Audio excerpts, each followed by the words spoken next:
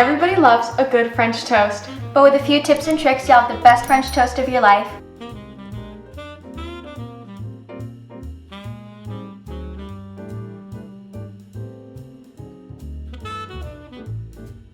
Hey guys, it's Aubrey And Tart, and welcome back to our kitchen. We define a good French toast by thick sliced bread, A sweet custardy inside, and of course warming spices, which makes the French toast amazing. This is so easy. All you need to do is slice the bread, toast it, make the custard, dunk it or dip it, and then cook it off, and you have a wonderful French toast.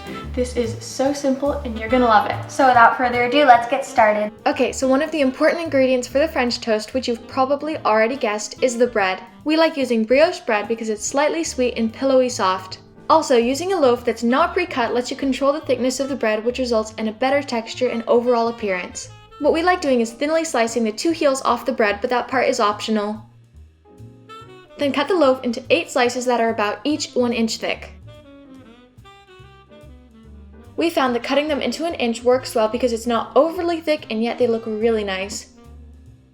Now transfer the slices to a baking sheet and either let them sit out overnight uncovered or bake them at 200 degrees for 10 minutes. The reason why we do this is because you want the bread to be dry because it soaks up the custard better. And now we're going to make a really simple custard. Crack 4 eggs into a shallow dish and whisk until fully beaten. And you want to be sure and whisk it really well because you don't want any egg white that's unmixed because then it'll show up in your final product. Then pour in 1 cup of milk. If you want to get fancy, you can replace the milk for half and half, or if you want to get decadent, you can replace that with heavy cream. Then add in 2 tablespoons of packed brown sugar, a teaspoon of ground cinnamon, and for a flavor enhancer, a 1/4 teaspoon of salt.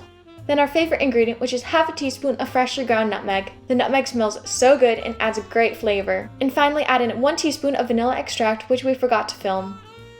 And whisk that all together. While you're whisking that together, it does seem like a lot of cinnamon, but you want that because cinnamon equals flavor.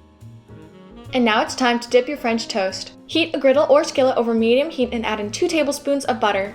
Take 1 slice of bread and dip it into the custard. A good rule of thumb is about 10 seconds per side. You don't want to over dip it because then it'll get soggy and no one likes a soggy French toast.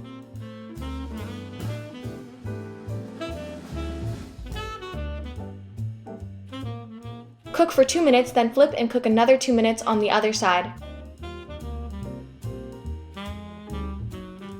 And if we're not serving it right away, what we like to do is put it in an oven at 200 degrees for about 10 minutes or until we're ready to serve. Now stack it up as high as you'd like.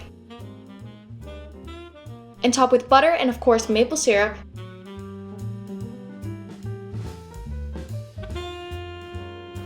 Alright, the French toast is now done and we are so happy with how it looks. And some toppings you could use are butter and maple syrup like we did. We did. It's just the classic, basic, and you can't go wrong with it.